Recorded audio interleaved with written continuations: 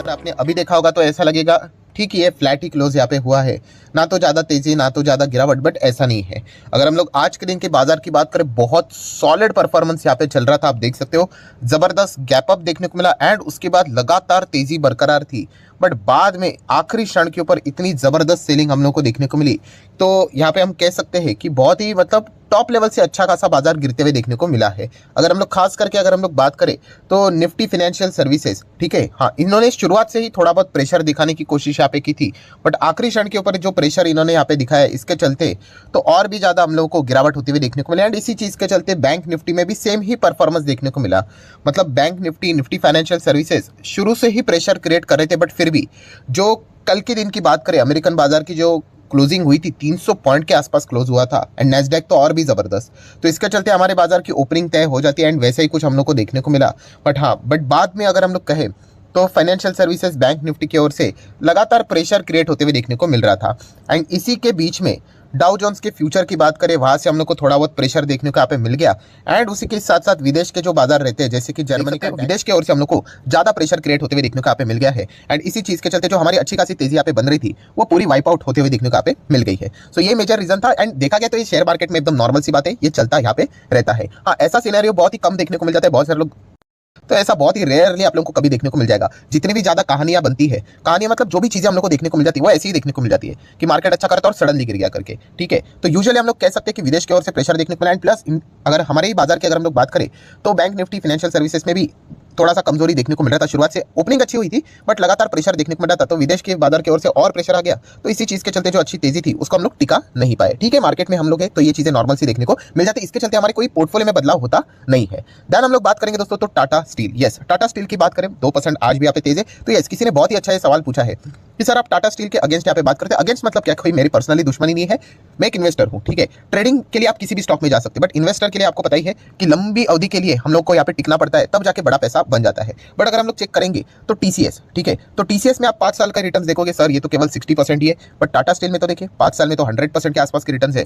तो इन्होंने तो अच्छे रिटर्न दिए हैं। देखिए ये अगर आप बंच के हिसाब से अगर देखोगे, देखिए टाटा स्टील कैसा चलता है, ये एक सिक्लिकल स्टॉक है, प्लस माइनस करके चलेगा, ठीक है। तो अगर आप इस पॉइंट को अगर कैलकुलेट करोगे तो डेफिनेटली आपको अच्छे रिटर्न्स देखने को मिलेंगे। यहाँ से आप यहाँ ऐसे कैलकुलेट करेंगे तो अच्छे रिटर्न्स देखने को मिलेंगे।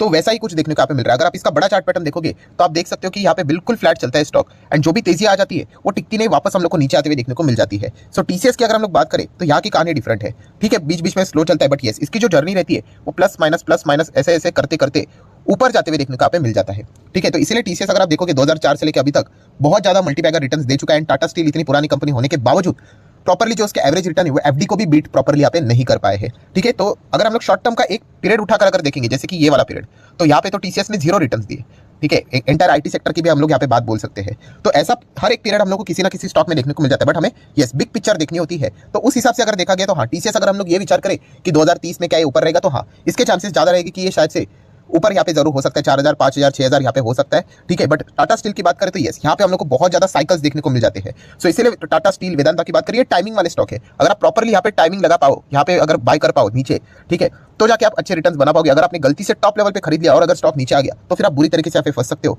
तो ये पॉइंट हम लोग को पता है यहाँ पे होना चाहिए। तो ये जो टाइमिंग वाला खेल होता है ना, ये ट्रेडर का होता है। इन्वेस्टमेंट के हिसाब से अगर हम लोग बात करें, हमें लंबी अवधि के लिए रुकना पड़ता है, तो उस पॉइंट के हिसाब से ये सारी चीजें आप लोग को पता होनी चाहिए, ठीक है। नेक्स्ट अगर हम लोग यहाँ पे बात करेंगे दोस्तों तो जोमेटो। यस, जोमेटो में आज के दिन 5.25% के आसपास तेजी देखने को मिली। कल के दिन जो खबर यहाँ पे आई थी कि लगभग कितने 10 करोड़ शेयर यहाँ पे, मतलब नंबर ऑफ शेयर्स बेचे जाने वाले 950 करोड़ के आसपास शेयर्स चेंज इन हैंड यहाँ पे होने वाले हैं। सो जैसे कि मैंने आप लोगों को बताया है कि शेयर्स यहाँ पे कोई अगर बेच रहा है, बड़ी ब्लॉक डील, बल्क डील हो रही है, तो वो बैड न्यूज होती नहीं है। हाँ, कौन से दाम के ऊपर हो रहा है, ठीक है, कौन से भाव के ऊपर ये डील हो रही है वो मैटर करता है। अगर वो भाव 80 का रहेगा तो फिर स्टॉक नीचे गिरेगा, उतना एडजस्ट कर लेगा, क्योंकि माना जाता है कि इतना बड़ा डील यहाँ पे हो रहा है तो करेक्ट प्राइस उसकी क्या है करके, तो वो माना यूजुअली जाता है। एंड इसलिए हम लोगों ने देखा कि उसी के आसपास वो स्टॉक एडजस्ट कर लेता है। सो अगर हम लोग यहाँ पे देखें, अच्छी तेजी देखने को मिले, क्योंकि बताया जा रहा है कि 94-95 के आसपास हम लोग को डील होती हुई देखने को मिली है, ठीक है। अभी बाद में पूरी डिटेलिंग यहाँ पे आ जाएगी, रिपोर्ट के जरिए खबर देखने को मिल रही है। सॉफ्ट बैंक का ही नाम सामने यहाँ पे आ रहा है, जो कि कल के दिन पता यहाँ पे चल चुका था। सो जोमेटो की बात करें, कल के दिन भी वो 94 के आसपास था एंड डील भी उसी पे हो गई। मतलब हम कह सकते हैं कि स्टॉक फेयरली वैल्यूड है, ये मार्केट इसको यहाँ पे मान लेता है। नेक्स्ट अगर हम लोग यहाँ पे बात करेंगे दोस्तों तो आरती सर्फ। यस, आरती सर्फ की बात करें आज के दिन 5.5% भागा, कोई बड़ी बात नहीं है। स्टॉक बहुत ही ज्यादा रिस्की टाइप का स्टॉक है, मतलब जब गिरेगा तो 60-70% गिर जाता है। अभी 60-70% गिरना खराब होता है क्या? बिल्कुल भी नहीं। चेक करना पड़ेगा कि वो स्टॉक कैसा है। चेक करना मतलब मार्केट कैप देख लीजिए, 518 करोड़ का मार्केट कैप है। तो इस प्रकार के स्टॉक में भयंकर तेजी, 500, 600, 1000% की तेजी कॉमन बात है, और गिरावट में भी 50-60% गिरना भी कॉमन बात है। तो ये बेसिक चीजें हम लोग को पता होनी चाहिए। बहुत सारे लोग इस चीज को निगलेक्ट करते हैं, स्टॉक में जाते हैं और फिर स्टॉक 30% नीचे आया तो बोल देते कि अरे स्टॉक तो इतना नीचे क्यों आ रहा है, अरे माइक्रो कैप है, नैनो कैप है, तो इतना तो होगा ही। एंड प्लस अभी तो 518 नजर आ रहा है। अगर ये 500 करोड़ का मार्केट कैप रहेगा और ज्यादा वॉलेटिलिटी दिखाएगा तो आपको बताइए नया नियम यहाँ पे आ चुका है, 2% के सर्किट में डाल देते वो स्टॉक, एंड फिर ज्यादा मूवमेंट भी हम लोग को देखने को नहीं मिलता है। तो इसलिए नैनो कैप में अगर आप जाओगे तो ये वाला पॉइंट आप लोग को जरूर पता होना चाहिए। प्लस नैनो कैप में अगर आपको जाना भी है, माइक्रो कैप नैनो कैप, तो एक स्टॉक में कभी भी जाना नहीं चाहिए। आपके पास बंच होनी चाहिए, 5 स्टॉक, 10 स्टॉक, 15 स्टॉक, 20 स्टॉक, ठीक है। एक दो स्टॉक में जाना मतलब लिटरली सुसाइडियल डिसीजन है। चल गया तो ठीक है, बट नहीं चला तो लिटरली मार्केट छोड़ना पड़ेगा। इतनी हालत खराब भी यहाँ पे हो सकता है, आपका कैपिटल रिस्क में आ जाएगा। ये एक बेसिक सा गणित यहाँ पे होता है। प्रिंस पाइप की बात करेंगे, ठीक है, 3-3.25% की तेजी यहाँ पे दिखाई। प्रिंस पाइप का अच्छा पॉइंट ये है कि गजब की तेजी इसने ऑलरेडी दिखाई है, आप यहाँ पे देख सकते हैं। उसके बावजूद हम यहाँ पे कह सकते हैं जो करेक्शन हुआ है वो कोई इतना बड़ा करेक्शन नहीं हुआ, ठीक ठाक ही करेक्शन देखने को मिला। ऊपर से छोटा स्मॉल कैप होने के बावजूद भी ज्यादा करेक्शन नहीं हुआ, मतलब बिकवाली जो हम लोग को देखने को मिली है वो ज्यादा स्तर पे होती हुई देखने को नहीं मिली है। तो ये एक अच्छा पॉइंट देखने को मिल जाता है। बैलेंस शीट भी बहुत ही अच्छी है।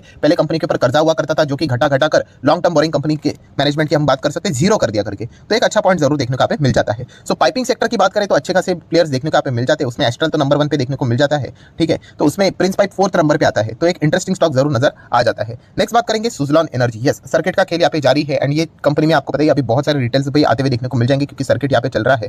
सो ये कंपनी से रिलेटेड बहुत सारे सवाल भी आते रहते हैं, सर सर्किट तो चल रहा है तो सर्किट यहाँ पे वापस कब, मतलब ये अपर सर्किट चल रहा है तो ये कब तक चलेगा, एंड लोअर सर्किट में वापस कब यहाँ पे मतलब चीजें आ सकती है। तो दोस्तों बहुत ही सिंपल सा गणित है, इसके पहले भी मैं बता चुका हूँ कि बड़े प्लेयर ने एंटर किए ना, तो यस, तो बहुत सारे लोग हम लोग को एंटर होते हुए देखने को मिल जाएंगे, तो ऑटोमेटिकली डिमांड यहाँ पे बढ़ जाता है, सप्लाई लिमिटेड रहेगा, तो तब तक ये चीजें यहाँ पे चलती रहती है। इन स्टॉक्स का सबसे बड़ा डेंजरस पॉइंट कौन सा होता है कि हाँ, वो बड़ा प्लेयर कब तक है, तब तक ये स्टॉक में हम लोग को जान देखने को यहाँ पे मिल जाती है। क्योंकि अगर आप स्टॉक मैक्सिमम चार्ट पैटर्न देखोगे तो कुछ है नहीं, 9 कॉन्ट्रैक्ट्स अगर मिलेंगे, एंड कंपनी के कॉन्ट्रैक्ट मिलना मतलब क्या, रेवेन्यू बढ़ेगा, प्रॉफिट बढ़ेगा, ईपीएस यहाँ पे बढ़ेगा, तो ऑटोमेटिकली शेयर प्राइस भी यहाँ पे बढ़ेगा ही बढ़ेगा। तो ये गणित हम लोग को देखने को मिल जाता है। सो आज नहीं तो कल आप देख सकते हो कि सुजलॉन एनर्जी को और भी मल्टीपल ऑर्डर्स यहाँ पे मिल सकते हैं, इसकी संभावनाएं बहुत ज्यादा है, ठीक है। वरना ऐसे थोड़ी ना कोई इतना बड़ा अमाउंट 200-250 करोड़ लगाना, ऐसे थोड़ी ना कोई ऐसे कौन सी फंडामेंटली चीजें चेंज हो गई। तो इस प्रकार की चीजें देखने को मिल जाती है। अभी इसमें रिस्क वाली बात कौन सी होती है कि अगर ऐसा कुछ नहीं हुआ तो बड़े प्लेयर को पहले ही पता चल जाता है, तो फिर वो निकल लेते हैं, ठीक है। एंड बाद में रिटेलर्स को पता चल जाता है अरे कि ये लोअर सर्किट लग रहा है, अरे तो बड़े प्लेयर नहीं अपना माल बेच दिया करके। तो ये सबसे बड़ा रिस्की फैक्टर होता है। ये सारे स्टंट ना हमारे बिग, मतलब जब मार्केट स्टार्ट किया था हम लोगों ने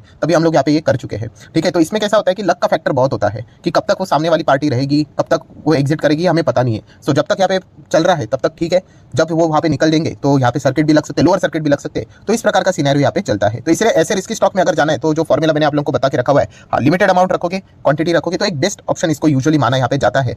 तो ये एक मतलब अब इससे क्या करते हो, यस, आप पार्टिसिपेट भी कर सकते हो और आपका थोड़ा बहुत फायदा भी यहाँ पे हो जाता है। बड़ी क्वांटिटी लगाओगे तो फिर बार बार डर लगता रहेगा कि बड़ा प्लेयर कभी निकल ना जाए, और अगर वो निकल गया तो आपको पता है फिर सर्किट रुकेंगे नहीं। तो ये हमेशा मतलब रिस्की पॉइंट होता है, इसको आप लोग हमेशा नोट करके चल लेना। देन हम लोग बात करेंगे दोस्तों तो जियो फाइनेंशियल सर्विसेज। यस, यहाँ पे भी वापस सर्किट देखने को यहाँ पे मिल रहा है। कोई बड़ा प्लेयर खरीदने के लिए आएगा, इसका इंतजार कर रहे थे, बट यस, कल के दिन भी हम लोग को पता चल गया था, रिपोर्ट्स भी यहाँ पे सामने यहाँ पे आ रहे हैं कि रिलायंस इंडस्ट्री अल्टीमेटली हम कह सकते हैं कि शायद से यहाँ पे अपने शेयर यहाँ पे खरीद रहा है। 5 करोड़ के आसपास शेयर उन्होंने यहाँ पे उठाए हैं, एंड आज भी हम लोग को सर्किट लगते हुए देखने को मिल रहा है। तो प्रमोटर एंटिटी जो हम लोग को देखने को मिल रही है वही यहाँ पे बाइंग करते हुए देखने को यहाँ पे मिल रही है। सो ओवरऑल देखा गया तो रिलायंस जियो का अभी तक बिजनेस तो स्टार्ट होते हुए देखने को नहीं मिल रहा है। जो पूरा जो प्लस माइनस का खेल हो रहा है वो नाम के चलते होते हुए देखने को मिल रहा है। एनीवेज, अगर खबर की अगर हम लोग बात करें कुछ इंटरेस्टिंग, तो इंश्योरेंस सेक्टर आप सभी लोगों को पता है, उससे रिलेटेड जियो ने ऑलरेडी यहाँ पे बताया था, मुकेश अंबानी जी ने यहाँ पे एजे में बोला था कि वो कोई तो ग्लोबल प्लेयर के साथ यहाँ पे पार्टनरशिप यहाँ पे करने वाले हैं। अभी की अगर हम लोग यहाँ पे बात करें तो दोस्तों यहाँ पे फिलहाल आने वाले समय में आपको यहाँ पे जियो इंश्योरेंस के सीईओ का नाम यहाँ पे पता चल सकता है। यस, उसी की तलाश फिलहाल तो यहाँ पे चल रही है, ठीक है। जैसे कि अगर हम लोग बाकी के मैनेजमेंट की बात करें जियो फाइनेंशियल सर्विसेज की, वो उन्होंने यहाँ पे सामने यहाँ पे रख दिए थे, ठीक है, जो 2 बड़े नाम हम लोग को देखने को मिले थे। तो वैसे इंश्योरेंस को कौन हैंडल करेगा तो उसका भी नाम हम लोगों के सामने यहाँ पे जल्द से जल्द आ सकता है। तो वो कौन सा बड़ा प्लेयर रहेगा, ऑब्वियसली रिलायंस जिसको भी सिलेक्ट करेगा कोई ना कोई बड़ा एंड वेल एक्सपीरियंस जिसका ऑलरेडी उस सेगमेंट में नाम रहेगा, ऐसे किसी प्लेयर को लेकर आएंगे तो ये देखने वाली बात यहाँ पे जरूर होगी। देन अगर हम लोग बात करेंगे आखिरी तो अदानी ग्रुप से रिलेटेड कोई ना कोई खबरें आती रहती है, ठीक है। तो अभी फिलहाल अगर हम लोग बात करें, कल के दिन हम लोगों ने देखा था कि ईडी से रिलेटेड हम लोग को कुछ अपडेट्स देखने को यहाँ पे मिले थे कि जिन्होंने यहाँ पे शॉर्ट किया था, ठीक है। शॉर्ट सेलिंग करना कोई गलत बात नहीं, बट यस, हिंडनबर्ग की रिपोर्ट आने से पहले किसी पार्टीज ने यहाँ पे शॉर्ट करके रखा था। मतलब डेफिनेटली हम कह सकते हैं कि उनको इससे रिलेटेड वेल नोन इन्फॉर्मेशन थी कि ऐसी कुछ तो रिपोर्ट यहाँ पे आने वाली है। सो 12 ऐसे फर्म्स हैं जिसके ऊपर ईडी यहाँ पे क्या कर रहा है, इन्वेस्टिगेशन कर रहा है। तो पता चल जाएगा इन्वेस्टिगेशन में क्या आउटकम निकल कर आ रहा है। अभी इसके बाद अगर हम लोग बात करें, इनकम टैक्स डिपार्टमेंट की भी एंट्री होते हुए देखने को यहाँ पे मिल चुकी है। सो अगर देखा गया तो इनकम टैक्स डिपार्टमेंट भी क्यों यहाँ पे एंटर कर रहा है, तो जो एंटिटीज हम लोग को इसमें इन्वॉल्व देखने को यहाँ पे मिल रहे हैं, भाई शॉर्ट सेलिंग की अगर हम लोग बात करें तो फिलहाल बताया जा रहा है कि टैक्स इविजन किया करके, मतलब प्रॉफिट कमाया है बट उसके चलते जो टैक्स पे करना होता है वो उन्होंने प्रॉपरली पे नहीं किया या फिर कम किया होगा, तो वो टैक्स इविजन यहाँ पे किया है। तो इसी चीज के चलते इनकम टैक्स डिपार्टमेंट भी अभी उनके पीछे यहाँ पे लग चुका है। सो जिन्होंने यहाँ पे शॉर्ट किया तो वो 12 एंटिटीज देखने को मिल रहे हैं या फिर 20 अलग अलग नाम यहाँ पे सामने आते रह रहे हैं। उसके पीछे ईडी भी लग चुका है एंड इनकम टैक्स भी पीछे यहाँ पे लग चुका है। ये फिलहाल चीजें देखने को यहाँ पे मिल रही है। हाँ, सुप्रीम कोर्ट में क्या होगा वो तो अभी जब रिपोर्ट सामने आ जाएगा, मतलब वो जो 2 पेंडिंग केसेस यहाँ पे है ओवरसीज के ओर से, ठीक है, उसका जवाब जैसे ही सेबी को यहाँ पे मिल जाएगा एंड सेबी अपना जवाब यहाँ पे सुप्रीम कोर्ट को दे देगा, तो इसी से रिलेटेड फिर सुप्रीम कोर्ट फाइनल सुनवाई यहाँ पे कर सकता है।